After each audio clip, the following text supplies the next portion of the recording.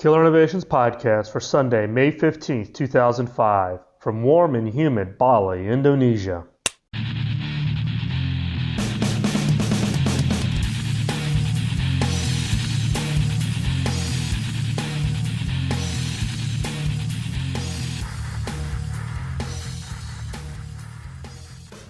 Welcome to the Killer Innovations Podcast. I'm Phil McKinney, your host. Please keep in mind that the opinions expressed during this podcast are mine and mine alone, and do not reflect those of my past, current, or future employers. If you'd like more information on topics covered during the podcast, please visit killerinnovations.com or send me an email at podcast@killerinnovations.com. On today's podcast, we're going to change the format slightly. This past week, I had an opportunity to interview two college students who created a company called Brain Reactions that leverages the creativity of students to create breakthrough ideas for the corporate customers. The guys at Brain Reactions had reached out and contacted me via the podcast through the email address, and I've had a series of conversations with them by phone and by email, and I think what they're doing is actually an excellent example of really taking what I'm hoping the benefit of a podcast such as this and others, such as the Eureka podcast and some of the others that deal with creativity, and actually taking it and applying this. Anand Chadfar, who's the CEO, and Nate Altfeather, who's the Chief Creative Officer, are both students at University of Wisconsin-Madison. Anand comes from a background with creativity and innovation. The fire kind of got ignited with him during a summer internship. Came back to the University of Wisconsin and has put together a program at University of Wisconsin with the students, and they're actually supporting a number of corporate customers. And based on the conversations that I've had with them and the energy that these two have, I just thought it would be of immense benefit for all the listeners of the podcast to kind of hear what they're doing, hear how they're applying it, and just learn about what they're specifically doing. So in place of the innovation tools and the weak signals segments that we normally have in the podcast, I'm going to share with you a phone interview that I did with Anand and Nate last week. And then at the end, after the interview, then we'll discuss the killer innovation question of the week. So without delay, here's the phone interview with the founders of Brain Reactions.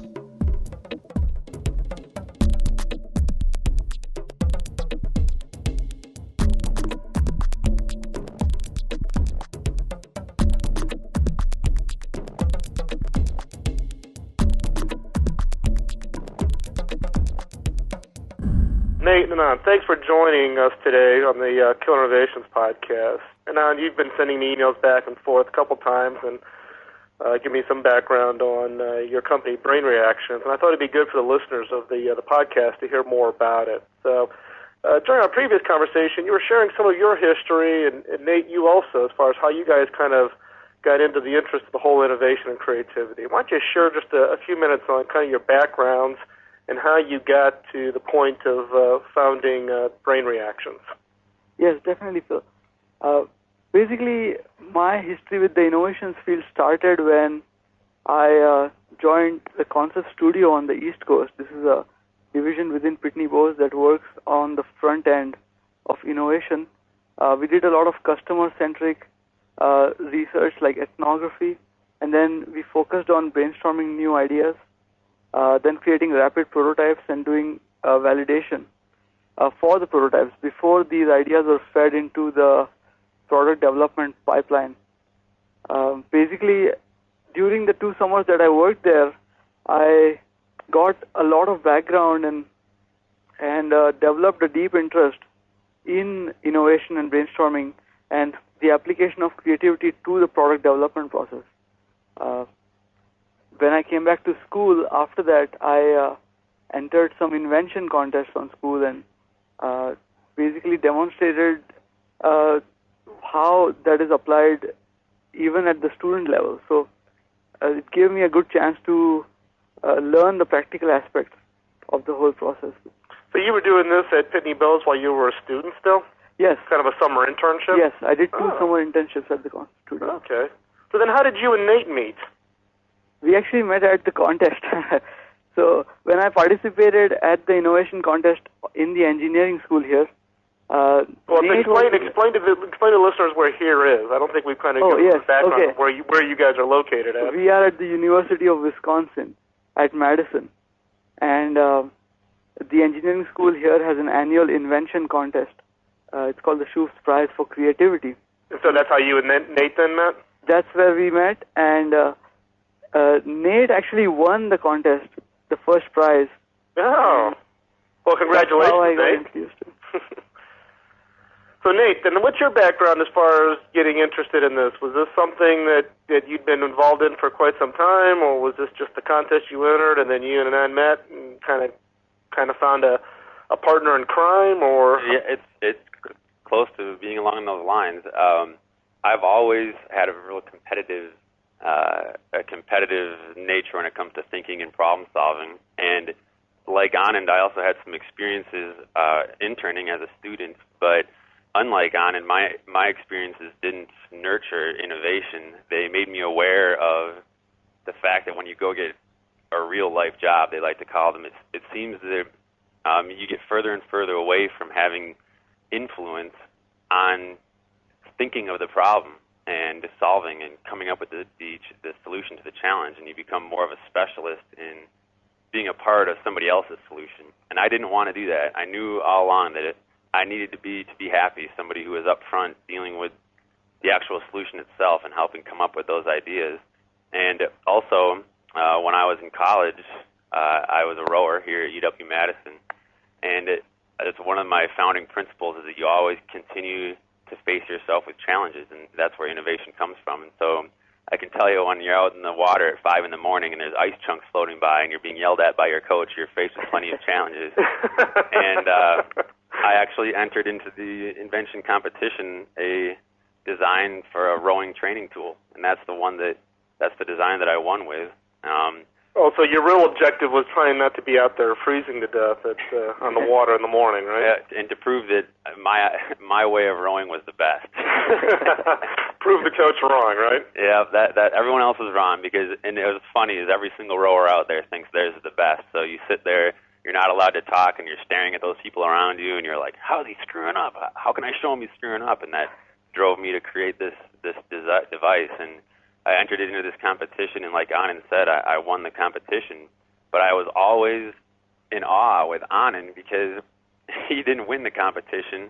They told him that his idea, it wasn't worth pursuing and wasn't going to work. And he went on to turn it into a true company, and he and his partner of that business were selling in 72 retail stores in Turkey that product after the judges told him it wouldn't work. And that's the perfect example of never listen to the skeptics, right? Exactly. When you have the idea. So how did you guys come to form then Brain Reactions? What was the need you guys saw as far as why Brain Reactions? And maybe give a little bit to the listeners, maybe 30 seconds on what you guys do with Brain Reactions. But how did you guys found it?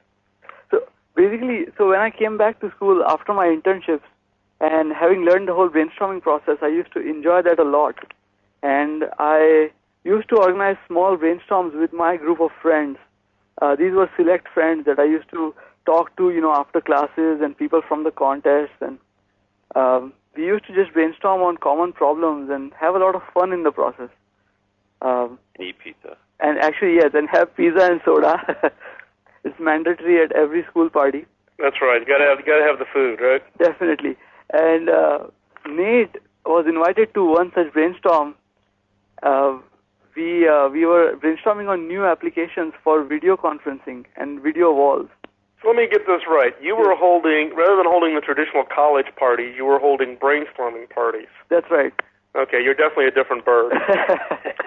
Yeah. I mean, it was a different kind of it was a lot of fun. I mean, it's a different kind of a situation to see all these excited young students, and each of them has, the whole comparative spirit of giving one better idea than the other person.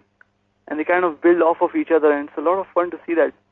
So then what? Brain Reactions then is what? You're bringing together students then to help brainstorm for corporate clients, correct? Yes, absolutely. what we do is essentially, given a challenge definition, a problem statement, we bring together the perfect group of idea generators, we call them, to come up with new ideas, new concepts, to inspire our corporate clients to think out of the box. Okay, so why students, though? I mean, there's a lot of companies out there, whether it be IDEO or any of the other innovation kind of companies that are out there that do this in a profession, but they all have kind of their employees driving this. But in your case, you're using students. So what's the difference on the student approach to using them as the source of the ideas? So there are several reasons. One of them is that we find students are less constrained. They are at the stage in life where they have a lot of imagination and they haven't yet worked in the real world, which kind of beats their imagination down, or they haven't become too specialized to kind of think in one particular way. So less tainted thinking. They have definitely a lot more time to delve into 5 different subject areas in 5 different departments throughout the day, and they have a lot of stimulus. So they are able to make a lot of connections that easily come to them, without having to think too hard, because they're active consumers. They participate in all the latest technology trends, and they definitely haven't, been kind of beat down by the real world. Yeah, they haven't been taught all the negative habits those of us in the corporate world have learned, right? And one of the things that I really realized as a student when I went go for the summers to work within a big Fortune 500 company for an internship is when I came back to school in the fall, I looked back at the summer and I realized I wasn't inspired during the summer. I didn't have new ideas. I was always looking at the clock. I was specialized in entering this data and regressing it against other data. But when I came to school, every single day I had ideas. And I was writing them down. I was drawing them in my sketchbook because your teachers are constantly telling you about problems. Here's where the state of the art is. So your mind is like, well, how can I do this? And students are very competitive. Just like Anand said, they haven't been told no. They've had their parents raising them. Moms, they tell their kids they're the best, that they're the brightest and smartest. So every Thank God for moms, right? Yeah, they think they're the best. They all want to prove it. And so they all sit around and have all this stimulus and have all these ideas. And when I was in the real world, quote, real world, I lost that, even myself, and I consider myself a very, very active and imaginative thinker. So what are the steps? So you're working with corporate clients and you're leveraging this creativity pool of students on campus. So what are the steps with regards to going through a customer project? What's the process that you guys use? Well, typically we start with some phone calls with the client to get some background and contextual information about the challenge. We come up with what we call the problem statement, but it's really a challenge definition because some of the brainstorms might be more open-ended. What we try to get from the customers is exactly what they are looking to get from the brainstorm. Try to get to the heart of what is the solution that they seek, and what are the constraints around it. We also ask them questions about what they have tried in the past, what they thought was a good idea before, but they later backed away from it for one reason or another. Mm-hmm. And based on our conversation with the client, we come up with some challenge definitions that we get approved from the client. And once we have those, we select the group of students from our pool. We have over 200 screened idea generators now from different departments on campus.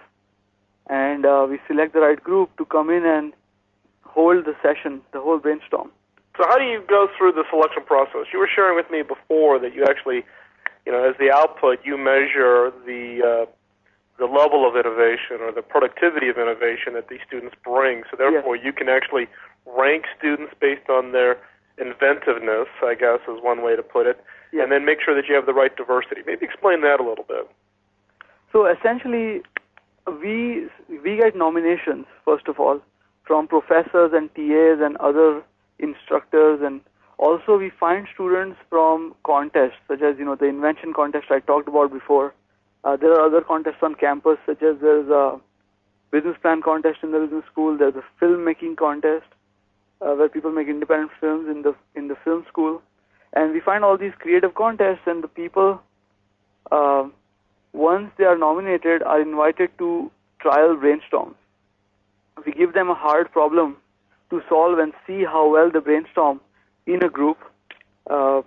We gather very detailed profiles from each student, which includes their interests, expertise, achievements, even their daily schedules. And then we also have a lot of statistics on, the number of new ideas they came up with, the number of builds, and what percentage was that in terms of contribution to the brainstorm. Right, so what you mean by build, you mean they built on other people's ideas that came up during the session? Yes, okay. Absolutely. It helps, it adds to the synergy score. Because we find that actually one of the best ways to develop ideas further is to do the builds. When you are in a brainstorm and somebody comes up with a new idea, it sparks off like 3 or 4 other ideas in other people, and you can immediately see the people around the particular starting idea sort of spark off, which is what leads to the chain reaction of ideas, so to speak. Mm-hmm. Hence the name, chain reaction. So I think Nate might have more to add to that. Well, Anand really hit it on the head. One of the things that we really focus on is the synergy of the group, and there's a lot to our scoring process that is proprietary or trade secret, and we use that to make the group that really gels and make sure we have people who can express their creativity and express their ideas. That's very important. So, Nate, you guys are a firm believer that it isn't just a haphazard throw people together, but that you can actually orchestrate the group to optimize the output then. Oh, definitely. And it was confirmed with one of our last clients.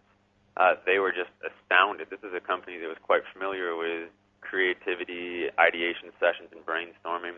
They were astounded at the number of ideas we were able to come up with these students, and that they were not having to do any crazy tricks, or we weren't having to throw Nerf balls at them. The variety and intensity of the ideas was just awesome, and it's because we find the students who have the Nerf balls and the stuff in their head. Even though we do provide toys and stuff for people to play with, they've got it. They have it. And so when you put 12 of those people together, it's just an inferno of ideas. It's just great. So what's the output from one of these sessions? So you've gone through the process with the customer, you've done the problem definition, now you've run the session. What's the output? What does the customer get back in return at the output of the session?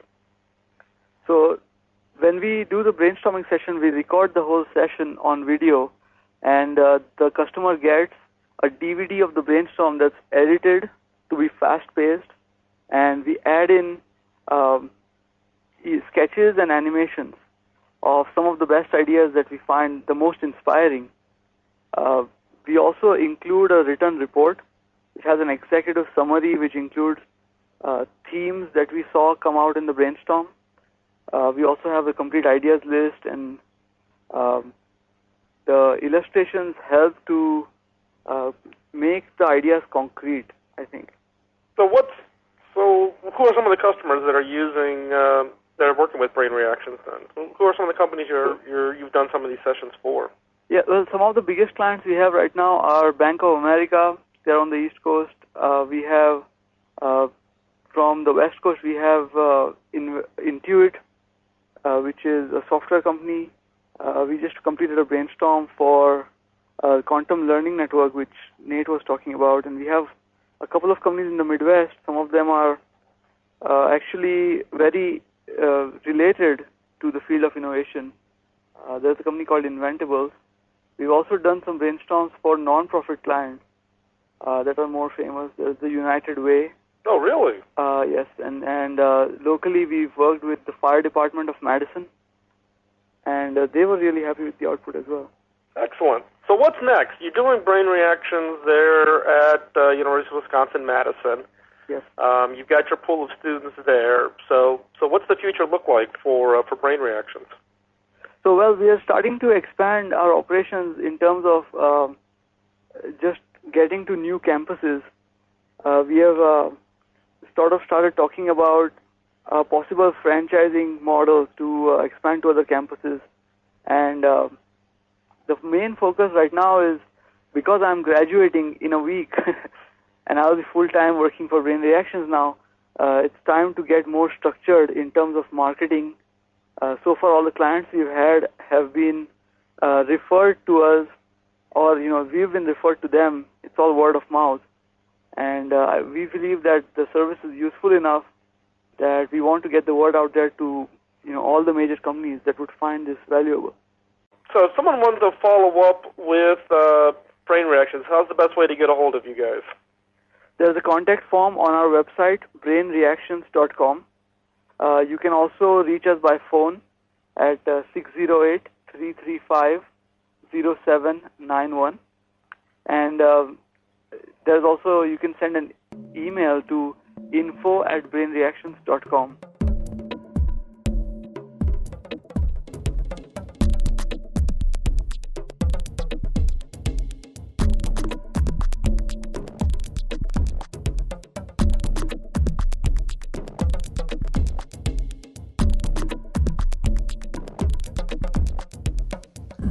This week's killer question is going to build on the question that we asked last week. As a refresher, for those of you who may not have listened, or it's been an entire week and sometimes the memory doesn't work all that well, last week's killer question focused on two specific areas. One was, could you customize a mass product, or could you mass produce a custom product? This week's killer question asks, can I produce a product in real time or in-house? So again, this week's killer question is, can I produce the product in real time or in-house? And this has obvious benefit for the traditional hard goods kind of companies, where inventory is produced, put on trucks, boats, airplanes, and shipped to the locations where the customers can go purchase it. And lately we've seen a big shift towards having the customer be able to literally produce the item themselves in their home, or go to the retail outlet or go to where they can procure the item and have it produced there, or have it customized there on site. So some examples. Let's take photos. I remember as a kid growing up, going to summer camp, taking my little 110 camera, taking my pictures, coming back, and then running down to the local hobby shop to get my pictures printed so that I could show my family and friends what I did at summer camp. And it was pretty painful to wait those 10 days to 2 weeks before I could get my prints back. And at that time, that was pretty much the standard time. Nobody knew that there was another alternative. Then we saw the advent of the 1-hour photo shops, where you can literally drop off your film, come back an hour later, and now you have your photos that you can enjoy and share with others. And then lately, we've seen the advent of digital photography, where now I can take my digital camera, take the picture, take out the media, the little SD card or whatever the media is in the device, stick it into my PC, or stick it in my printer directly, and now I can literally print that picture minutes after I've taken the photo. Recently my wife and I hosted a baby shower for my brother-in-law and his wife, who are expecting their first. And we literally brought a digital camera, a little printer. We took photographs, and we literally printed the photographs, and the people who were at the party were able to walk out with photos in their hand of the party so they could immediately show it to their friends or have that memory of what happened at the baby shower. And I thought that was kind of a unique twist to the traditional take photographs and then may or may not be able to share those with everybody who attended.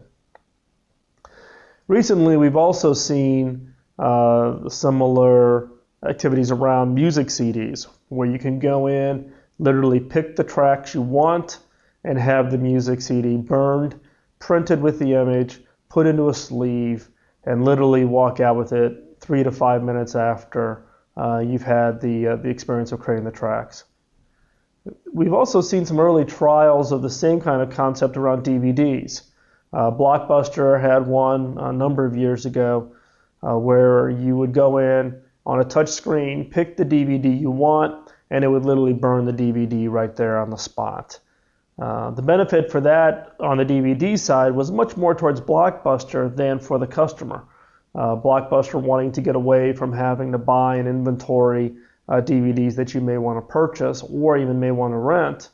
But the consumer literally then had to go in, wait in line to these kiosks, select it, print, wait for it to get burned, versus walking around the shelf, reading the back page of the DVD experience and walking out. So I think that was one of the reasons why I don't think we're seeing quite the advent of it on the DVD side as much as we're seeing on the music side, where rather than buying a CD that has 12, 14 songs on it, of which only 3 or 4 I'm really interested in, and now I, as a consumer, can produce a CD that has 14 tracks, all of which that I like. And again, I think this gets back to the focus on the benefit. Yes, there are benefits to any innovation approach to the business, but ultimately it's the customer who is going to vote with their money as to whether or not the innovation is of value to them. So again, the question this week is, can I produce the product in real time or in-house? An interesting question, and hopefully it helps spark some ideas for you and your business. And with that, we're going to wrap up this week. Thank you for listening. Please give me feedback on the interview. I'm interested in doing other kinds of interviews with other listeners. I've been contacted by a number of people who are involved in the creativity and innovation space, either with their own businesses or have excellent examples of how they're applying innovation to their day-to-day jobs. And so I'd like to include more interviews, not as a replacement for the normal segments, but maybe once a month, do an interview with a listener or with somebody in the industry. So if you found the interview today interesting and of benefit, please let me know. Send an email to podcast@killerinnovations.com, and I appreciate that feedback. Also, for future shows, I'm looking to set up a segment where I will answer questions from listeners. Now, a number of you have sent me emails, and I've replied back to those, but I find it a little bit hard just to kind of read an email and answer it. So what I want to do is I want to try to see if we can't set up a segment whereby I can respond to customers' questions that are actually phoned in. So if you have a question that you think or that you would like to answer or pose for inclusion in a future show, please phone the feedback line at 1-703-636-4460. Again, that's 703-636-4460. Or if you want, send me an audio file with the question to the email address, and then I'll include it in a future podcast and answer that. Okay? As always, send email to podcast@killerinnovations.com. Also, you can visit killerinnovations.com for the show notes for information on how to any of the items that we cover in today's show. Also, don't forget to vote at podcastalley.com. Last month, based on the votes from you as the listeners, the show was ranked in the top 100. I really do appreciate that. It helps with listeners searching for shows when they can see comments and voting from other listeners of a show that's of value. Also, next week's show, I will be in Bangkok, Thailand, as I continue my 3-week trip through Asia Pacific. So, assuming that I have broadband connection in Bangkok, I'll be uploading the show next weekend from there. And in between, if I come across something that's interesting from the standpoint of innovation, weak signals, or just observations that I have in the region, I'll pass those along. And again, thank you for listening, and we'll talk to you next week.